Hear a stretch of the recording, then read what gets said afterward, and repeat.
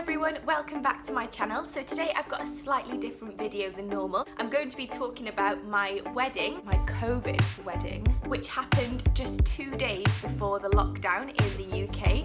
Weddings of up to 30 people are soon going to be allowed in the UK again, so I'm guessing that quite a few people are starting to plan. I thought it would be helpful if I could share with you my story of how we did our wedding pre-lockdown. Also provide some advice based on my personal experience that will help you when you're planning your wedding during these crazy lockdown times. Make sure you stay around till the end of the video as I'll be sharing some top tips and advice, but for now let's get going with my wedding story.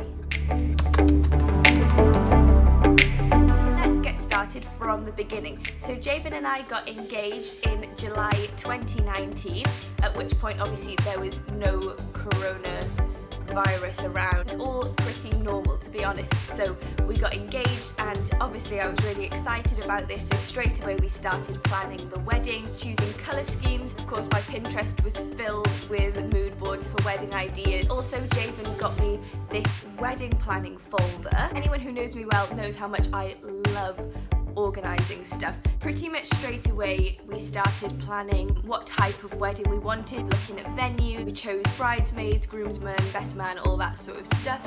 I bought a dress, booked our honeymoon in Italy. We started designing invitations. We made the invitations ourselves just using Keynote on the iPad, and then we just printed them out ourselves on card just to cut down on cost, because that is something that can really start to add up. Eventually we started organising things like flowers, cake, hair and makeup for the day, bridesmaids' dresses. We've got absolutely everything ready to go. Literally the only thing we had left to do was to stick individual pearls on each placement, and I remember thinking to myself at the time, this is so easy. It was so much fun. I enjoyed every second of it. There were so many people saying to me like, oh, you'll get stressed. So every step of the way it was never stressful, and I kept on thinking something's going to happen that's going to make this stressful at some point. But it got to like a month before the wedding, literally everything sorted. It was just a case of waiting for the day to arrive, and I remember thinking, what is everyone on about? This isn't stressful. Is there just going to be some catch? We were due to get married on the 3rd of April. In the few weeks before that, we could start to see things generally just starting to change around us. But to be honest, we didn't think at the time that it would actually impact the wedding to the amount that it did. Maybe about a month before the wedding, we realised that our honeymoon in Italy was very unlikely. And then I thought, right, this is a stressful thing that's happened with our wedding. The actual wedding day will be fine, so let's just forget the honeymoon. We'll do that next year. I was a bit upset because I've been so excited about the honeymoon. It's fine. Then, this is where it started to get worse. My mum and I went to London for the weekend, girly weekend before the wedding, but while we were there were news reports starting to come through that there were more and more cases appearing in the UK, and we could just see the numbers starting to rise and rise and rise. And I remember my mum saying to me, now that it's hit, I think it was just over 100, from here it's just gonna go crazy. And I was thinking, oh my goodness, what's going to happen to the wedding? I was thinking maybe we were just going to have to reduce the numbers slightly. You know, I just didn't know. Nobody knew what was going on. We'd never faced this before. And it was just such a crazy time, those few weeks before the lockdown happened, that nobody knew what was going to happen and how much we were going to change the way that we lived. Just nobody knew it at the time. So our wedding was planned, the ceremony in the morning, quite early. It was meant to be at 11:30, I think. I wanted it early because I wanted to wear the dress the whole day. From there we were going to go to our venue, which was De Courcy's Manor in Cardiff. Go to De Courcy's, have pictures, have a drinks reception, then into our daytime reception, which was a sit-down meal, followed by speeches. Then we'd go into the evening reception, buffet, music and dancing, just over 100 people coming to the evening. So that was our plan. To cut a long story short, we went from 100 guests to 6. So like I said, the rules were changing every single day, every single hour even. There was a different breaking news headline. What are we actually going to be able to do? If we change them, some other rule could come into place and then we'd have to change it again. So we just did not know what to do. It was crazy. You didn't have any sort of procedure to follow. There was no one else that had had a wedding wedding in these circumstances that I could say, oh well, they did this and that worked, so why don't we try and do that? There was none of that. Like, it was so new to everyone that nobody knew what to do, no one knew what to advise. The wedding was meant to be on the 3rd of April. On the 16th of March, which is a Monday, we met up for a drink. We were sat there, the rules were just changing, like headlines just popping up all the time on my phone. Restaurants are going to close, non-essential things are going to start closing. And we just looked at each other and we just said, should we get married this weekend? That was on the Monday and we got married on the Saturday. We'd spent nearly 9 months planning this wedding. We rearranged the whole wedding in under a week. And I'm not gonna lie to you, I'm not a stressed out person. Like, I'm a very, very chilled out person, but I was stressed. The other factor, that my mum unfortunately has stage 4 cancer. We were worried that if we left the wedding too long, that even if the whole wedding could go ahead and we could invite people, that it would be too unsafe for my mum to come and be around that many people. All these new rules and regulations, and also the safety of my own family, because obviously you want your own parents to be at your wedding. So those were the two main concerns. We still had to rearrange 9 months worth of planning, rearrange it all in less than a week. Monday evening we decided, and we got married on the Saturday. Even when we decided to pull it forward to the Saturday, so Saturday the 21st of March, even once we decided to do that, we still weren't 100% sure whether the wedding would actually still go ahead, because the rules were changing so much every day. So even though we'd pulled it forward, we still didn't know whether it was actually going to happen or not. So we were left in this awkward position, like, do we pull it forward to this weekend and rearrange everything and have the wedding that we didn't quite plan, but we can still actually get married and have our family there? Or do we just postpone the wedding till an unknown date when coronavirus has all calmed down, which of course we didn't know when that was going to be. Nobody knows when that's going to be. So we came to the decision to pull it forward to the Saturday. So the first thing we had to do was contact the registry office. A wedding is a fun event and it's a day to celebrate, but as well as that, it is a legal procedure. So you can't just be like changing your wedding like just at the last moment without actually checking that you are legally allowed to do so. We rang the registry office, explained the situation to them. So we'd both already had our what's it called, like when when you go and they ask you all those questions and then you have like a certificate to say that you can get married and everything. So we'd both already done that. Because we'd both already done that and it had been quite a while since we'd done that, we were in the position where we could actually pull the wedding forward. Another thing that made it easier for us was the fact that my granddad is a registrar, so he was already meant to be the registrar for our wedding. So we didn't have an issue with making sure that there was still a registrar available for that day. So the legal side of it we made sure was done first. Now we just had everything else. By this point I hadn't actually picked up my dress and I was still in Manchester working on Friday evening. The wedding was in Cardiff, which is 5 hours away, on the Saturday, so I couldn't actually go down to Cardiff to do any of the wedding arrangements in person. I wasn't there.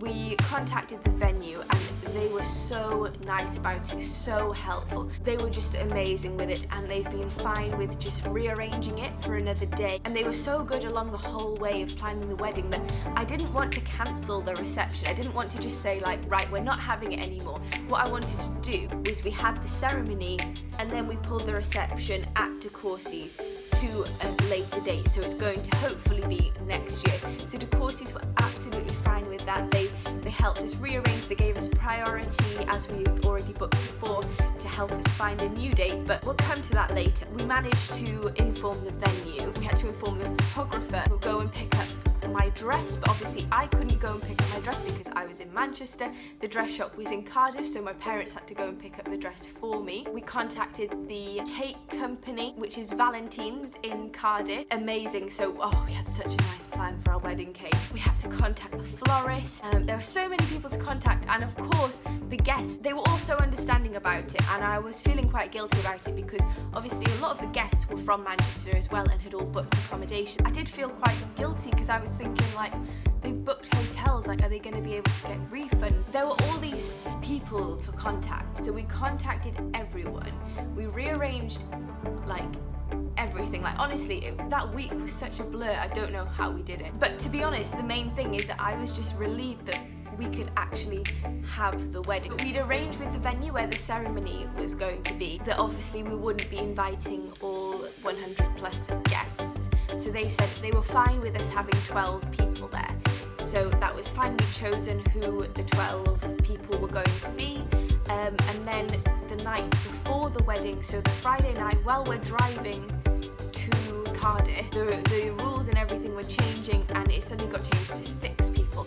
So then we had to contact people that we'd invited as part of those 12 people and explain. But obviously those 6 people have to include the 2 of us, 2 witnesses, and the registrar. And then my dad walked me down the aisle. That was it, like we couldn't have anyone else apart from that.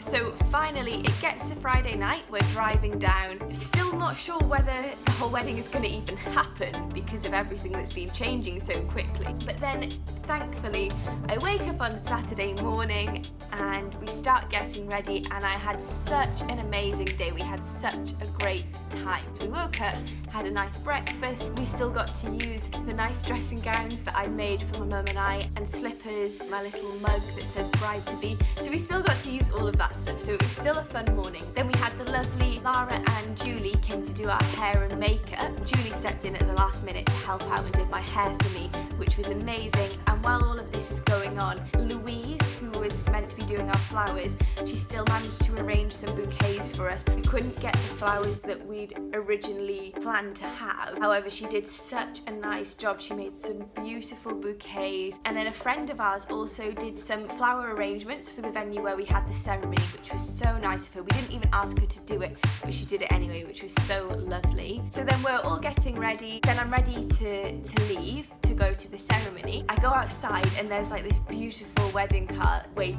And it was such a nice surprise because my parents had rearranged that and I didn't know that they'd rearranged that. So that was so nice of them to do that, and the wedding car was so beautiful. And then when I go outside, all my neighbours were all stood on the streets, and it was so nice because they had like big banners up that said congratulations and bunting and everything, which was so nice of them because I think they understood how difficult it was rearranging everything at such short notice. So it was so nice of them to do that. Then we get to the venue where the ceremony's at. Some of our friends and family came to stand outside. They were all like stood separately so they weren't close to each other. They all sort of waved as we went in and were trying to like watch through the windows and stuff, which was really nice. It was such a nice surprise because I wasn't expecting anyone else to be there. And then we had the wedding ceremony itself, which was funny because there was just like 6 people there. Walking down the aisle, we used the music coming from my mum's phone, but it was so nice as well. Very unique for sure. After that, the wedding car drove us to Llandaff Fields, where we had some photos together and everything, and then we went back to my parents' house. I didn't realise that they'd been doing this. They'd organised a buffet for us, and we had Prosecco, M&S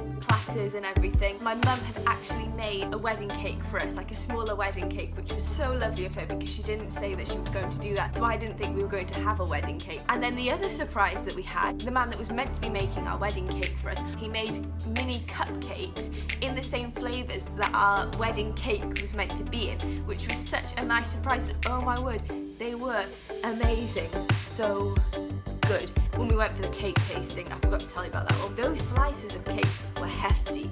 Look at the size. So yeah, that's what happened with the cupcakes, which was so nice. And then we all just like chilled at my parents' house. We didn't have too many of us there. We just had obviously myself and Javen, my parents, his parent, his brother and his brother's wife, my maid of honour and the best man. So yeah, that was nice. It was a nice little group of us, and we just had like the food and the cake and everything, and it was so lovely. So it really wasn't the wedding that we were expecting to have, but I have to say it was still the best day of our lives. Like, we still got married, we still said our vows. I have the ring to prove it.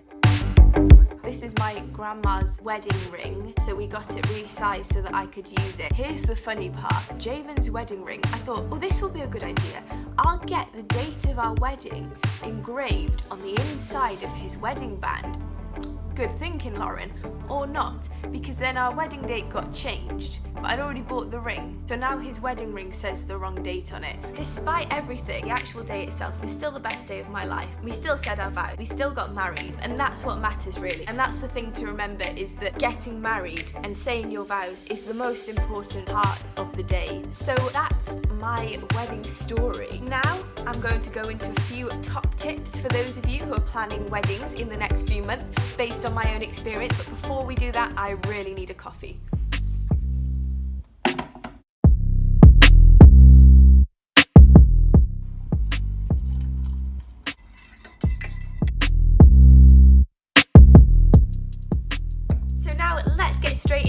top 10 tips for planning your wedding during lockdown. Like I said earlier, our wedding happened on the 21st of March. The UK then went into lockdown on the 23rd of March. So we literally just got in there 2 days before the lockdown started and weddings were stopped. So here are my top 10 tips for those of you who are planning your weddings within the next few months, or if you're planning it during lockdown.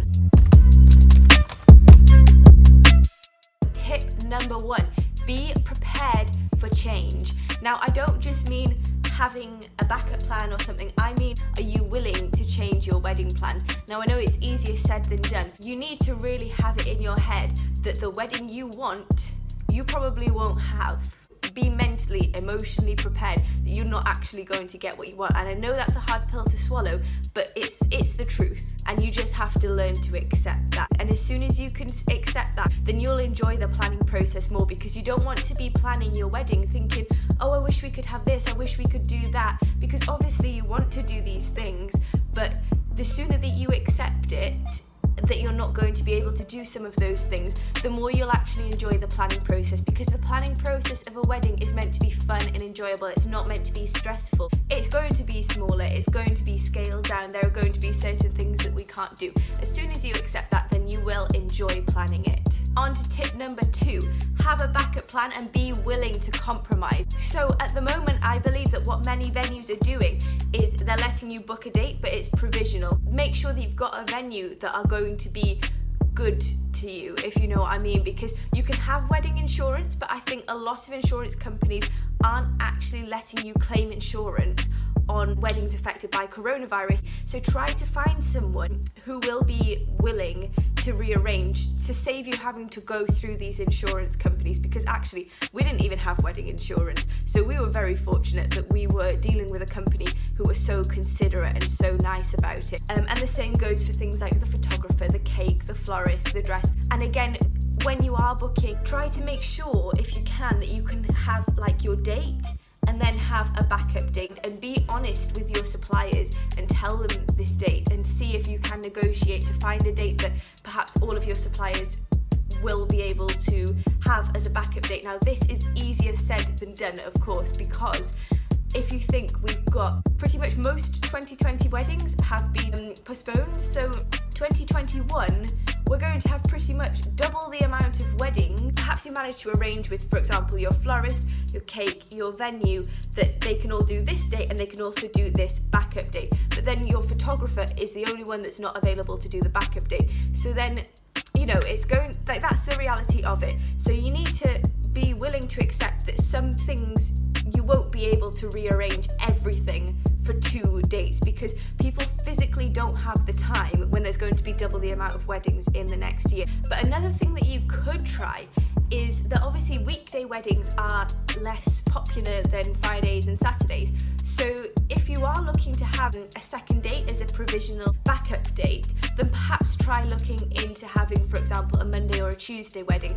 I know that it might not be ideal, but it could be that you've got more chance of being able to book someone for those days. So yeah, be prepared to compromise and have your backup plan. Top tip number 3, be honest with your guests. So we could have another spike. We could have restrictions placed on large events for a long time into the future. We really don't know what's going to happen. So you need to make it clear to your guests, yes, they are invited, but you need to make it clear to them that if these restrictions aren't eased, you're inviting them provisionally. Now, I know it sounds a bit savage to say that to somebody, like, you're invited, but maybe not. It's the truth, and your guests will be fine with that. They'll understand that. If we're allowed to go ahead with the wedding that we want, then yes, you're invited to come. However, we may have to restrict the number. You might think that you're being rude, however, your guests will appreciate being honest with them. Top tip number 4 is to find a nice outdoor space, perhaps in someone's garden, so that if you can't have the wedding at the venue,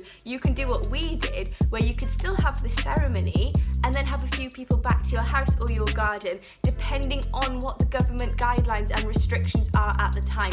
Obviously, do not do this if you're not allowed to at the time of your wedding. It is very much dependent on what the government restrictions are at the time. But for us at the time of the wedding, it was before the lockdown, so we were allowed to have people over at the house. It wasn't an issue. The only thing we couldn't do was we couldn't hug people. So I didn't hug like my own parents on my wedding day, but we still got to have the wedding, so it was fine. You know, we did all this elbow bump and toe tap and, you know, all that stuff we used to do before the lockdown. It does depend on the restrictions at the time of your wedding specifically, but if you are able to have small gatherings outdoors, like someone's garden would be better as it's a bit more private, and you can monitor the numbers better. So if the weather permits it, finding an outdoor space for your backup plan is also a great idea, dependent on the government guidelines at the time. Tip number 5. Use technology to your advantage. If you've planned a wedding and you planned 100 people to come, then the week before your wedding, the government say you can't have gatherings of more than 20 people. An example, you could set a Zoom call so that everyone can still watch you actually say your vows and get married. Another idea that you could do, which is what we did, and we filmed the whole ceremony, then we used just our phones, our cameras to take pictures throughout the day, and then actually edited together a wedding day video, and I just did it myself on iMovie. I sent them the link to the video. So that is something that you can do. Use technology to your advantage, whether that be through Zoom, FaceTime, Google Hangout, or just filming it and editing a video yourself. You don't have to have brilliant technology skills to be able to do that. And top tip number 6, try and get your friends involved. So let's say you book someone to do your cake for you, things happen with restrictions being put in place and you have to postpone your wedding, and then your cake person isn't available on your new date. What we did, for example, was he was still able to make us cupcakes, and then my mum made us the wedding cake instead. So trying to find friends and family perhaps who can help you out at the last minute, if you can, if you have family members or friends who have those sort of skills. Tip number 7 is don't have loads of bridesmaids. I know that some people love to have weddings with like 10 bridesmaids, but let's say you've got 10 bridesmaids. Now the week before your wedding, the government say there are no large gatherings over 10 people. Which bridesmaids do you uninvite? It gets a bit awkward. Obviously, the more bridesmaids you've got, the more groomsmen you've got, the bigger your wedding party is, the more people that you've got to then say to them, like, you can't come if you have to rearrange things and if you have to reduce numbers, and it gets more awkward the more people that you have to say that to, especially if they're in the wedding party. Tip number 8, check with your local authorities what the rules and regulations are in terms of weddings. Like I said earlier, as much as a wedding is a fun event, it is also a legal procedure. So you can't just be rearranging stuff, not actually rearrange the legal side of it, because then you won't actually be legally married, it will just be a party. So yeah, it's so important to check with your local registry office what you can and what you can't do in terms of making changes at the last minute. Tip number 9, don't rush, but be organised and get things done as quickly as you can, because then if you're in this position where you have to pull your wedding forward, if you can see that things are starting to get worse again in terms of if we have a second spike, for example, if everything's already organised and it's just a case of saying it's all organised, just bring it forward, then you can do that. If everything is organised, you've got everything written down, everything's already planned, you can do that. Whereas if you spend ages deciding on things and choosing things and not being organised, then if you want to pull your wedding forward, you don't have that option to, because the things weren't set in place in the first place. So try and be super organised, more so than you would be for a normal wedding, so that if things need to change, it's easier to change them if they're already in some form of plan, or you've already got some form of idea in mind, if that makes sense. And my final tip, the most important tip, is to enjoy it. So I know it might not be the wedding day that you'd originally planned or that you'd originally dreamed of when you were a little girl, but it is still the biggest day of your life. You're still saying your vows, you're still getting married to the love of your life, so make sure that you enjoy it. Don't let any of the negativity in the world around us put a damper on your day. You still need to enjoy it. It's still your big day, so have fun and enjoy it. So yeah, that's my wedding story and my top 10 tips for those of you planning weddings at the moment. I really hope that you've enjoyed watching. Let me know what your favourite tip was in the comments down below, and give me a big thumbs up if you'd like to see more videos like this on my channel. So thank you so much for joining me today. Don't forget to subscribe and check out my website for more fitness related content. So I'll see you soon on one of my other videos. Bye!